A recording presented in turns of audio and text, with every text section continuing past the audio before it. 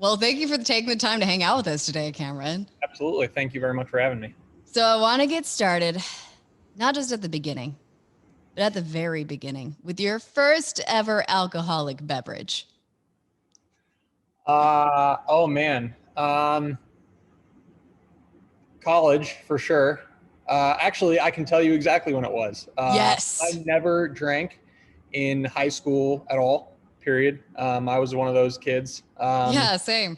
Not that I didn't have access to it. I mean, you know, played football growing up in kind of suburban Northern California. It was around for sure, but it just never was drawn to it. And then I went to college out here at Notre Dame, which was my first interaction to kind of Chicago, greater Midwest area.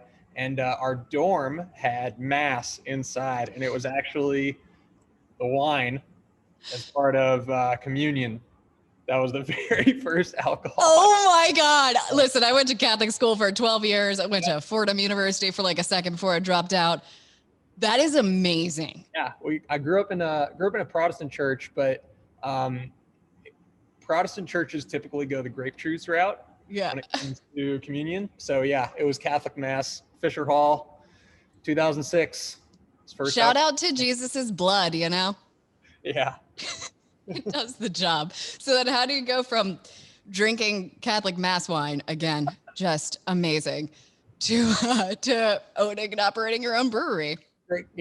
First off, awesome first question. I haven't thought about that in a long, long time, but that was great.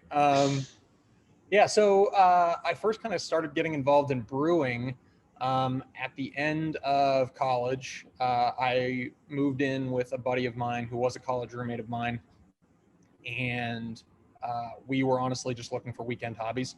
We had really no designs on anything, and we're just like, all right, cool, weekend hobby. Let's do it. Let's try making our own beer. We'd heard something about people making beer in their bathtubs. Turns out that's not what you do. We, bought like a Home Depot cooler, which is a little better than a bathtub. And since that first batch, which was actually fairly drinkable, um, it was kind of always on, the list as a someday type thing. And after different career paths, through my 20s and into my early 30s, was looking to make a change. And my then girlfriend, now wife, and my older sister really were just like, look, you've been saying, well, I could start the brewery, over the past however many years. So why don't we just do that now? So, yeah, around 2017, mid 2017 is when we really kind of pulled the trigger on getting after it. What was your in-between career? So I was in the military for 4 years, and then worked in the tech world in So Northern. things will drive you to drink. That makes sense. Yep. Yeah, yeah. The tech world, the brewing world as an industry is a lot friendlier than the very cutthroat nature of the tech world in Silicon Valley. Not that there aren't great people in both, there are, but even what I would consider our direct competition here in the Chicago brewery scene, we're all incredibly friendly with one another. It's really unlike anything else I've been exposed to. Yeah, that sense of community. And do you feel that you also kind of replicate that at Midwest Coast Brewing with like your customers and that camaraderie? Yeah, we try to. We have a really great team here. Front of house, back of house, everyone here is awesome. And our front of house general manager, Ryan, really, really, really pushes hard on customer experience. And, we do what we can in COVID to be, outwardly friendly with people. We have to maintain some certain distancing practices and that sort of thing, all for good reason. But, really from the start, we want to make sure that the customer feels like they're welcome. Like, this is a place that's, friendly and open, and anyone can come in here and enjoy beer, because really that's more what it's about to me and to all of us here. It's a lot more than, it's a lot, well, excuse me, sorry. It's about a lot more than the beer, which is, I object or subjectively think it's very good, but, it's about bringing people together and having a good time, and kind of sharing in memories and making memories with each other. Absolutely. And I would ask more about those specific memories with the customers. However, you guys kind of drew the short stick when it came to timing and Yeah, opening and everything. that's for sure. We've now, so we opened originally in August, late August of 2019. Mm. And we had, about 6.5 months before COVID hit. Was really, really poor timing because, as any startup business goes, the first few months are a drag. And come January, February of last year of 2020, we were really starting to hit our stride. We were getting to a point where I was really happy with how the beer was coming out. I've brewed a lot, but this is a new system for me, that sort of thing. So it was just kind of getting to know the system, getting to know all our team, how well we work together, which is very well. And we were really hitting that stride in late February. February is not supposed to be a good sales month, in this industry. And we were well and above any of our projections and any previous month up to that point in February. It's the middle of winter in Chicago, it's terrible. So we were super thrilled.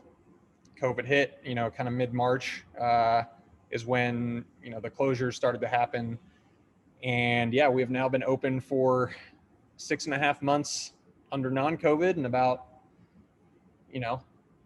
however long, a year and change, Unending, it a year and seems. a year and change with COVID as a reality. So we're figuring it out though. We've got a great tap room here. We can have 70 people capacity inside now under the current rules, which is great.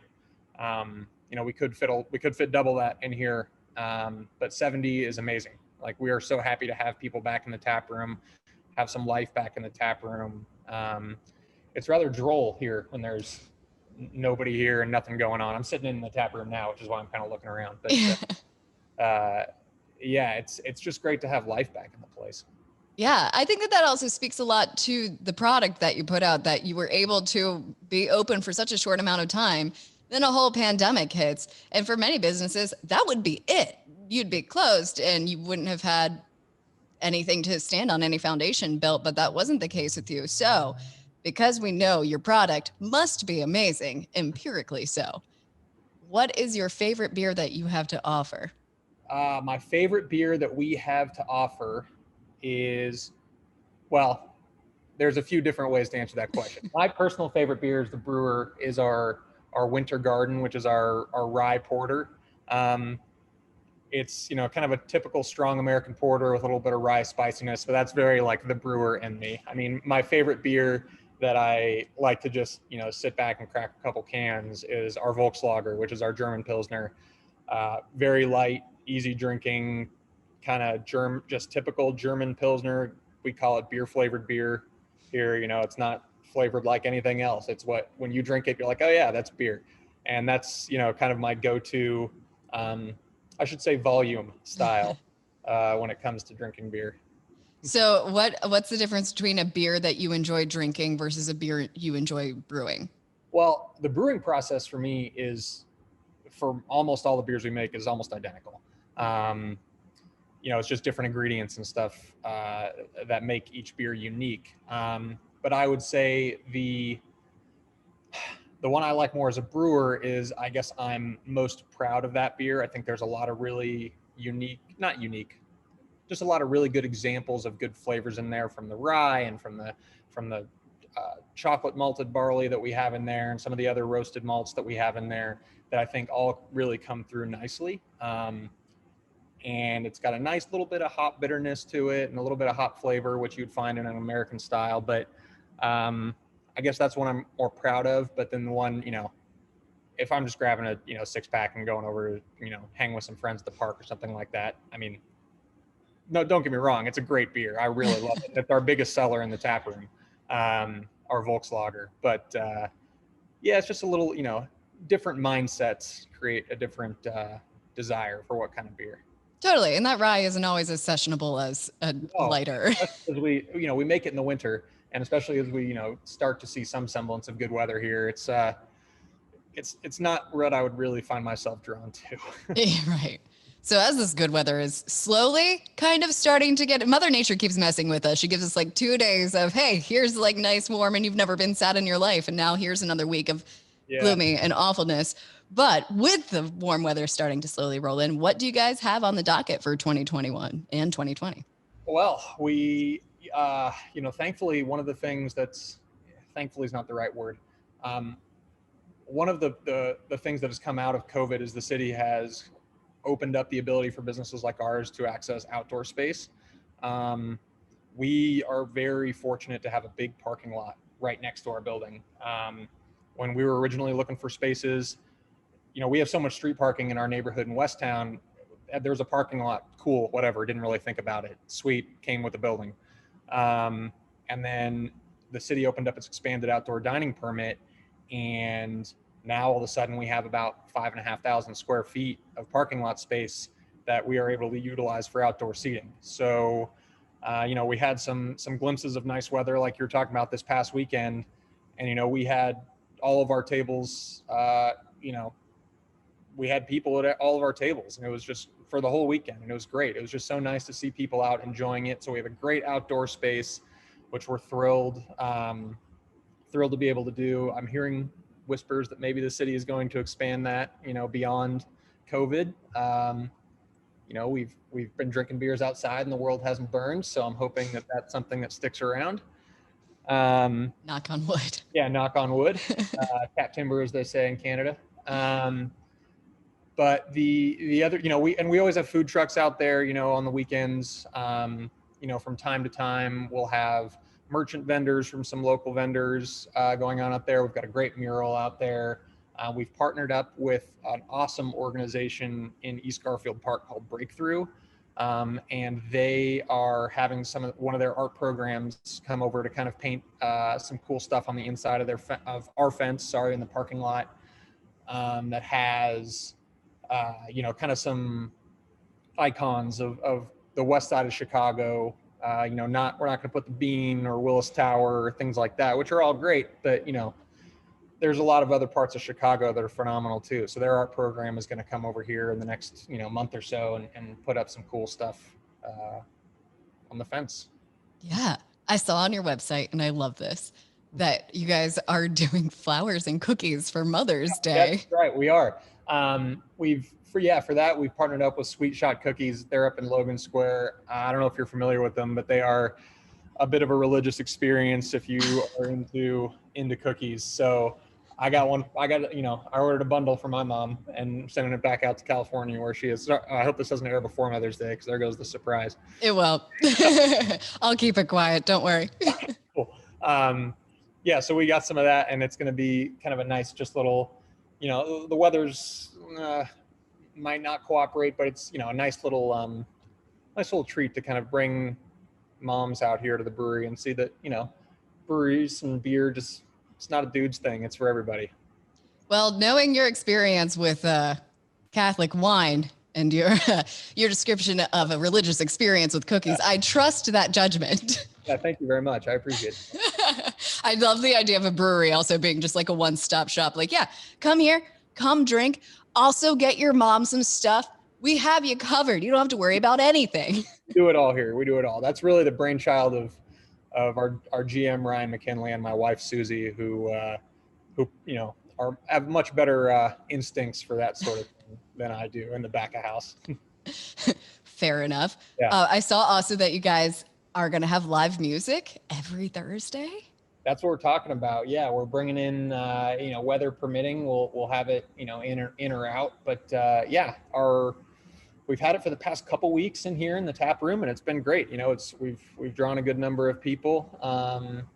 Thursdays are kind of hit or miss in the tap room world, so it's created a nice little steady flow, getting people out, hearing some live music again. Everyone, misses that a lot, and it's just been great for us here.